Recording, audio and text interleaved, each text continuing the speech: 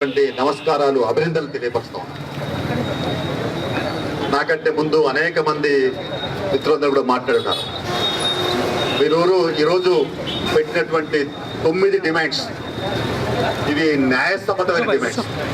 అందులో TRS party ఎన్నికల మేనిఫెస్టోలో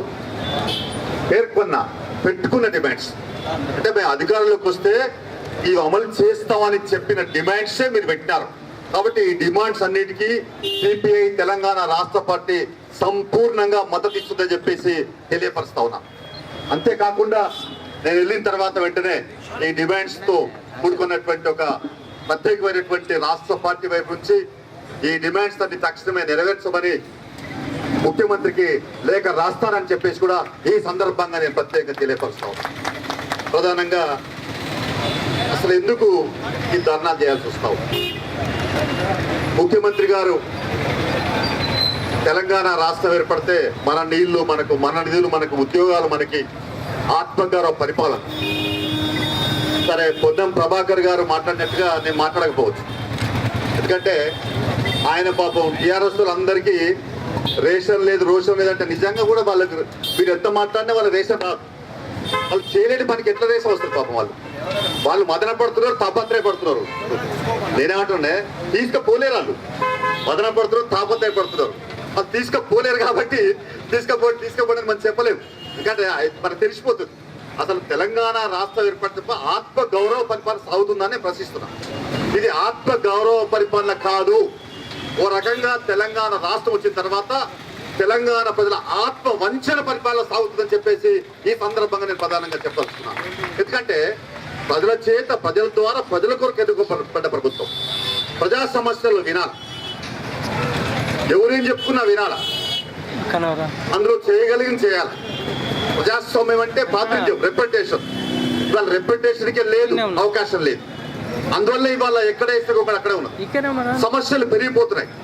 అదే కేసీఆర్ చెప్పారు, తెలంగాణ వస్తే, మా ప్రభుత్వం వస్తే, టీఆర్ఎస్ ప్రభుత్వం వస్తే అసలు ఇందిరా పార్క్ దగ్గర ఒక్క ధర్నా కూడా ఉండదు. అది ధర్నా ప్రదేశంగా ఉండదు. అదంతా వాకింగ్ చేసే వాళ్ళకి, సాయంత్రం పూట విశ్రాంతి తీసుకునే వాళ్ళకి, అందరూ వచ్చి మంచి గాలి పీల్చుకోవడానికి నిలయంగా ఉంటుందని చెప్పాడు. ఇవాళ చూస్తే సందు లేని పరిస్థితిలో ఎక్కడికక్కడ ప్రతి చోట కూడా అసలు ఇందిరా పార్క్ దగ్గర తెలంగాణ సర్కార్ వచ్చినాక ధర్నాలు లేని రోజు లేని చెప్పడంలో అశక్తి లేని కూడా చెప్పదలుచుకున్నాం. అందువల్ల ఇది ప్రధానంగా మనం అర్థం చేసుకోవాలి. అందుకనే నేను కూడా ఏంటంటే ఇప్పుడు ఇవాళ మీరు కోరుతున్నాయి గొంతమ్మ కోరికలు కాదు, ఇప్పుడు హెల్త్ కార్డ్స్ అడుగుతున్నారు. ఇప్పుడు ఆయన ఆరోగ్యశ్రీ అనేది ఇప్పటికే ఆల్రెడీ ఉన్నది గత ప్రభుత్వ కాలంలోనే.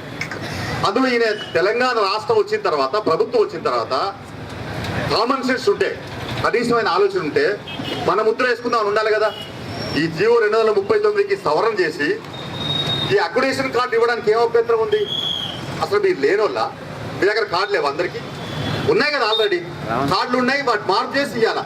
ఇది పెద్ద ఘనకార్యం. దీనికి ఆందోళన చేసేదాకా మరి వాళ్ళ పరిస్థితి తీసుకురావడం అంటే ఇది రాష్ట్ర ప్రభుత్వానికి, అందులో ముఖ్యమంత్రి సిగ్గుపడాల్సిన అవసరం నేను చెప్పదలుచుకున్నాను. ఇలా బజార్లో రావడం అంటే మీరు ఆ ముఖ్యమంత్రి సిగ్గుపడాలి, మనం కాదు సిగ్గుపడేది. ఇలా బజార్లో వాడేసడానికి కారణం ఎవరంటే ముఖ్యమంత్రి. ఇలా మనం నిజంగానే అల్లవ నారాయణ గారి గురించి మాట్లాడితే ఏం చేయాలి పాప? ఆయనకి అపాయింట్మెంట్ దొరకాలి కదా. మంత్రులకే అపాయింట్మెంట్ లేదంటే ఆయనకి ఇక్కడ దొరకాలి. ఆయన ప్రెస్ అకాడమీ చైర్మనే. అసలు ఆయనకి ఎంతకాలం దాకా జీతం రాలేదు మీకు తెలుసా? ఆయనకి ఎంతకాలం దాకా జీతం రాలేదు. అసలు జీతం రాలేదని చెప్పుకోలేడు, గౌరవవేతనం అది చెప్పుకోలేడు. మరి ఇట్లా ఆయనకేం వేరే ఆదాయం లేదు, ఇన్కమ్ లేదు. ఎట్లా ఆయన పరిస్థితి పాపం? అందుకనే ఇవాళ కేసీఆర్ నేర్చుకున్నట్టు చక్కెర గుళ్ళు నేర్చుకున్నాడు బాగా. మనం కలిస్తే తీయగా మాట్లాడతాడు, గంట 2 గంటలు మాట్లాడతాడు, ముచ్చట మాట్లాడి పంపిస్తాడు తప్ప పని చేసే పరిస్థితి కనపడుతుంది.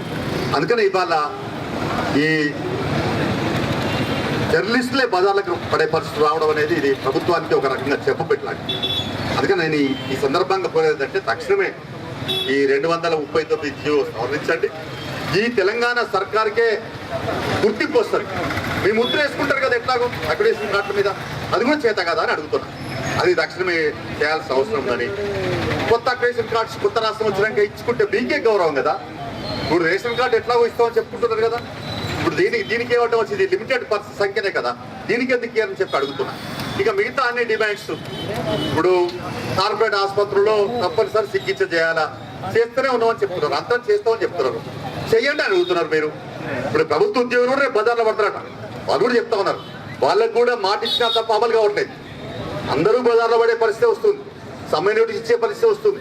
తెలంగాణ సర్కార్ వస్తే మన సర్కార్ మన తెలంగాణ అనుకున్నాం, ఇది మన తెలంగాణ కేసీఆర్ తెలంగాణ అర్థం కావట్లేదు. నిజంగా మన తెలంగాణ అయితే మన సమస్యలు పరిష్కారం కావాలి, మన అందరం బజార్లో రావడం. కేసీఆర్ తెలంగాణ అయితే ఆయన ఇట్లే సమస్యలు పెట్టి పోషిస్తాడు. అందుకని ఇవాళ ప్రధానంగా మనం ఈ హెల్త్ కార్డ్స్, కార్పొరేట్ ఆసుపత్రుల్లో అవకాశం, వైద్య సౌకర్యం కల్పించడం, తర్వాత ఇళ్ల స్థలాలు, డబుల్ బెడ్ రూములు, తర్వాత ఎన్ని ఈ సమస్యలన్నీ కూడా ఇవి పెద్ద సమస్యలు నేను అనుకోవట్లేదు. ఇప్పుడు ఇలా పెట్టినటువంటి డిమాండ్స్ అన్నీ కూడా ఈ సబ్ ఎడిటర్లకి అప్లికేషన్ కార్డు వేయడము, లేకుంటే ప్రెస్ అకాడమీ ద్వారా గ్రామీణ జర్నలిస్టులు శిక్షణా తరగతులు పెట్టుకుంటే మంచిదే కదా. మంచి జర్నలిజం రావాలంటే శిక్షణా తరగతి జరగాలి. తెలంగాణ వస్తే మన బతుకులు బాగు చేసుకున్నట్టు మంచి జర్నలిజం రావాలి. మంచి జర్నలిజం రావాలంటే శిక్షణా శిబిరాలు జరగాలి. ఇవన్నీ కామన్ సెన్స్ తో ఆలోచించేటువంటి సమస్యలు. ప్రధానంగా ఇక్కడ ఒకటి రెండు విషయాలు ఏంటంటే వాయిస్ ఓవర్, అంటే మీరు బాధ్యతలు ఎక్కువ స్వీకరించే వాళ్ళది కూడా ఒక చిన్న ఐటమ్ ఉంది పాపం. ఇది వాళ్ళకి ఎలక్ట్రానిక్ మీడియా వీళ్ళకి సంబంధించి చాలా ఇబ్బందికరంగా ఉంది. చాలా మంది నాతో కూడా చెప్పుకున్నారు. అందుకని దీనికి సంబంధించిన విషయాలు కూడా ఎన్ని సింపుల్ విషయాలు ఇవి తక్షణమే పరిష్కారం చేసే అవకాశం ఉన్న విషయాలు, పరిష్కారం చేయవలసిన విషయాలు, చేయగలిగిన విషయాలు, ప్రభుత్వానికి కూడా దీని మీద పెద్ద ఆర్థిక భారం పడే విషయాలు కాదు. కాకపోతే ఏంటంటే ఊజర్ అనాలి. ఇప్పుడు ఏమైపోయిందంటే కేసీఆర్ కు ఆయన అన్ని యూనియన్లు పెడతలుచుకున్నాడు. అన్ని కార్మిక సంఘాలలో అన్నింటిలో యూనియన్లు పెట్టాడు. వాళ్ళ యూనియన్ పోతానంటేనే నేను పనిచేస్తానేటట్టు కనపడుతున్నది కొన్ని సందర్భాలు చూస్తే. అందుకనే ఇవాళ ఆత్మ గౌరవం ఉన్న వారు ఎవ్వరు కూడా కేసీఆర్ కాదు, తెలంగాణ గడ్డ మీద పుట్టినటువంటి ఒక ఎవరైనా కూడా విప్లవ భావనటువంటి వారే ఉంటారు. కాబట్టి తెలంగాణ గడ్డ పౌరుషం, తల వంశం, తల దించం, అలాగే కేసీఆర్ పెట్టిన యూనియన్ లో ముమ్మాటికి ఎవరు చేరరు గట్టిగా వర్కర్స్ జర్నలిస్ట్ యూనియన్ ఉంటారు.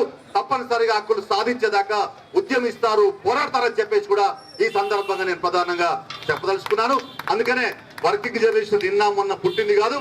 అసలు మొట్టమొదట ఎప్పుడైతే ఈ పత్రికలు వచ్చినాయో, పత్రిక వచ్చినప్పటికీ కూడా వాళ్ళ హక్కులను నిలబెట్టి కాపాడేందుకు ఈ సంఘం ఏర్పడ్డది. ఆ సంఘం మొదటి నుంచి కూడా అనేక మంది, వేలాది మంది ఈ జర్నలిస్టుల యూనియన్, ఈ జర్నలిస్టులకు సంబంధించిన సమస్యల పరిష్కారం నిరంతరం కోరుతుంది. ఈ సంఘం ఇలా మొత్తం ఈ తెలంగాణలో లేదు, మన పక్క రాష్ట్రం లేదు, దేశవ్యాప్తంగా కూడా ఈ సంఘానికి వివిధ ఉపశాఖలుగా సంబంధాలు కలిగి ఉన్నాయి. ఇది ఒక పెద్ద సంఘం. ఈ సంఘం తప్పనిసరిగా కార్మికుల ఈ జర్నలిస్టుల యూనియన్ పక్షాన, అందులో ఉండే సభ్యుల పక్షాన ఉండి పోరాడుతుంది. కాబట్టి కేసీఆర్ గారు ఇంకా ఏమాత్రం ఆశ చేయకుండా, జాప్యం చేయకుండా, పీనంపేష లెక్క పెట్టకుండా తక్షణమే ఈ జర్నలిస్టుల న్యాయసమ్మతమైన డిమాండ్లు 9 డిమాండ్లు పరిష్కారం చేయాలని మరొకసారి డిమాండ్ చేస్తూ, మీ న్యాయసమైన డిమాండ్లు బలపరచడానికి మీరు చేపడుతున్నటువంటి ప్రతి ఆందోళనకు కూడా, ఉద్యమాలకు కూడా భాగస్వామ్యం కావుతాం, మీకు సంపూర్ణమైన మద్దతు ఇస్తామని చెప్పేసి తెలియపరుస్తూ పేరు నమస్కారం చెప్తూ సెలవు తీసుకుంటాం.